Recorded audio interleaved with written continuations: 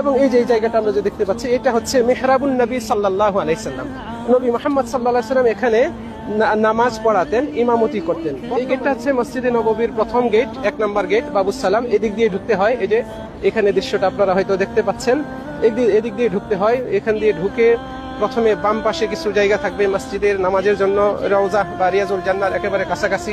এরপরে আরেকটু সামনে যাওয়ার পরে আমরা রিয়াজুল জান্নাহ পেয়ে যাই। তার আগে রয়েছে মেহরাব সুলাইমানিয়া। এরপরে আমরা পেয়ে যাই রাসূল সাল্লাল্লাহু আলাইহি সাল্লাম যেখানে দাঁড়িয়ে খুতবা দিতেন, মিম্বারুন নবী সাল্লাল্লাহু আলাইহি ওয়াসাল্লাম। পরেই রওজা শরীফ, তো রওজা তথা রিয়াজুল জান্নাহ, যেখানে সকলেই আমরা উদ্গ্রীব থাকি ন্যূনতম 2 রাকাত নামাজ যেন আমরা ঠিকভাবে পড়তে পারি। ওই জায়গাটা হচ্ছে এই যে এখান থেকে ভেতরের অংশ। এই যে এদিক দিয়ে এই যে আপনারা দেখতে পাচ্ছেন, এই কার্পেট গুলো, এইগুলোই মূলত রওজা শরীফের বা রিয়াজুল জান্নাহের দৃশ্য। এবং এই যে এই জায়গাটা আমরা যে দেখতে পাচ্ছি, এটা হচ্ছে মিহরাবুন নবী সাল্লাল্লাহু আলাইহি সাল্লাম।